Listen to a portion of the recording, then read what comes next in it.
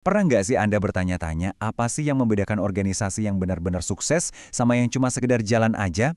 Seringkali jawabannya itu bukan soal sumber daya, tapi soal kejelasan. Nah, kali ini kita akan bedah sebuah kerangka kerja yang kelihatannya sederhana dari pemikir legendaris Peter Drucker. 5 pertanyaan yang bisa ngasih kejernihan luar biasa buat organisasi manapun. Oke, coba kita pikirin. Banyak banget organisasi yang semangatnya luar biasa, mulai dari nirlaba sampai startup, tapi kok kayaknya susah banget buat maju. Ini bukan karena mereka kurang niat baik loh, tapi seringkali karena kurang fokus. Punya semangat yang membara, tapi arahnya nggak jelas, dan ini masalah yang jauh lebih umum dari yang kita bayangkan. Nah, ini dia poin kuncinya. Drucker sendiri bilang kalau misi Anda itu lebih dari sekedar cari untung, justru disiplin dan manajemennya harus jauh lebih bagus. Niat baik itu percuma kalau nggak diubah jadi hasil yang nyata dan terukur. Disitulah tantangan sebenarnya dimulai. Peter Drucker, yang sering disebut sebagai bapak teori manajemen modern, menawarkan sebuah solusi. Solusinya ini bukan rumus yang ribet, tapi sebuah proses penilaian diri yang sangat kuat. Proses ini dibangun di atas 5 pertanyaan yang kelihatannya simpel, tapi kalau digali, dalam banget maknanya. Oke, ini dia peta jalan kita untuk beberapa menit ke depan. Kelima pertanyaan ini bakal jadi pemandu kita, mulai dari tujuan yang paling dasar sampai ke rencana aksi yang konkret. Yuk kita mulai perjalanannya. Pertanyaan pertama ini adalah fondasinya. Apa misi Anda? Ini bukan tentang apa yang Anda kerjakan, tapi mengapa Anda mengerjakannya. Misi itu adalah tujuan, alasan kenapa organisasi Anda harus ada di dunia ini. Tanpa misi yang jelas, yang lainnya bisa berantakan. Drucker ngasih nasihat yang keren banget soal pernyataan misi. Dia bilang, lupain deh jargon-jargon korporat yang panjang dan bikin pusing. Misi Anda itu harus jelas, ringkas, dan bisa menginspirasi. Ada patokan yang bagus nih. Kalau nggak muat dicetak di kaos, kemungkinan besar misi Anda terlalu rumit. Ingat, kuncinya adalah menjawab mengapa, bukan bagaimana. Biar lebih jelas lagi ya, misi itu adalah mengapa Anda, alasan keberadaan Anda. Jim Collins, salah satu kontributor pemikiran ini, menggambarkannya sebagai jangkar tetap dari prinsip-prinsip pemandu. Artinya, Anda jadi tahu apa yang tidak boleh berubah, meskipun strategi dan taktik Anda terus beradaptasi seiring waktu. Misi adalah inti yang harus terus dijaga. Nah, ini contoh modern yang pas banget. Manifesto Halsey itu awalnya bukan dibikin sebagai alat marketing loh. Ini dimulai dari sekumpulan nilai-nilai pribadi yang mereka pegang teguh. Ternyata nilai-nilai itu beresonansi dengan banyak orang, sampai akhirnya menjadi misi publik perusahaan yang sangat kuat.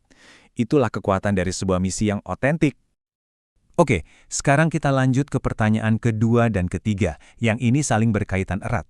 Anda nggak akan bisa sukses kalau nggak paham betul siapa yang Anda layani. Dan yang lebih penting lagi, apa sih yang mereka anggap berharga dari sudut pandang mereka, bukan dari sudut pandang kita. Di sini, Drucker membuat perbedaan yang sangat penting. Ada yang namanya pelanggan utama. Ini adalah satu-satunya orang yang hidupnya benar-benar ingin Anda ubah. Lalu ada pelanggan pendukung, relawan, staf, donatur. Mereka semua ini sangat vital untuk mewujudkan perubahan itu. Anda harus bisa memuaskan keduanya, tapi fokus utama Anda harus selalu ke pelanggan utama. Kutipan ini benar-benar menangkap semangat zaman sekarang. Kekuatan itu sudah bergeser, bukan lagi di tangan perusahaan, tapi di tangan pelanggan yang saling terhubung. Coba deh, pikirin Uber. Mereka kan nggak menciptakan transportasi, tapi mereka menciptakan pengalaman pelanggan yang jauh lebih baik dengan menempatkan apa yang dihargai pelanggan sebagai pusat dari segalanya. Itulah revolusi pelanggan dalam aksi nyata. Wah, ini contoh yang sangat mengena. Sebuah panti tunawisma awalnya mengira mereka tahu apa yang dibutuhkan oleh para penghuninya. Tapi, begitu mereka benar-benar bertanya, mereka menemukan kebenaran yang lebih dalam. Ternyata, para penghuni itu bukan cuma butuh kebutuhan dasar. Mereka mendambakan rasa aman dan kesempatan untuk membangun kembali hidup mereka.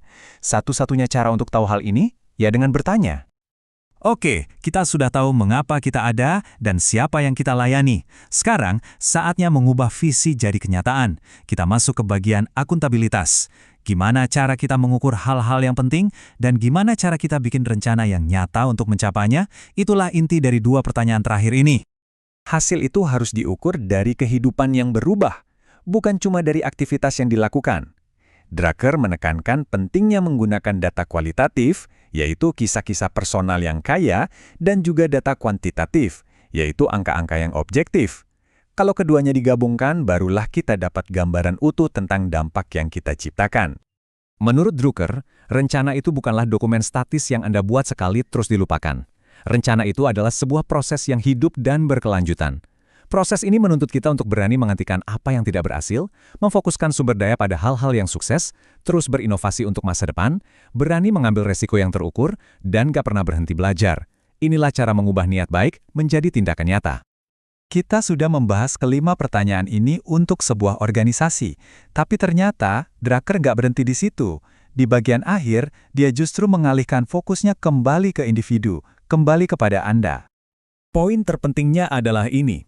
5 pertanyaan ini bukanlah latihan yang cuma dilakukan sekali. Ini adalah sebuah komitmen seumur hidup untuk terus menilai diri dan memimpin. Ini tentang menanamkan kejelasan dan tujuan dalam setiap hal yang Anda lakukan. Dan ini membawa kita ke pertanyaan Drucker yang paling dalam dan paling pribadi. Setelah semua analisis organisasi, dia memberikan satu tantangan terakhir, bukan untuk bisnis Anda, tapi untuk hidup Anda. Anda ingin dikenang karena apa? Pertanyaan ini mengubah seluruh kerangka kerja tadi menjadi sebuah pencarian pribadi, sebuah undangan untuk menerapkan kejernihan yang sama pada warisan Anda sendiri. Jadi apa jawaban Anda?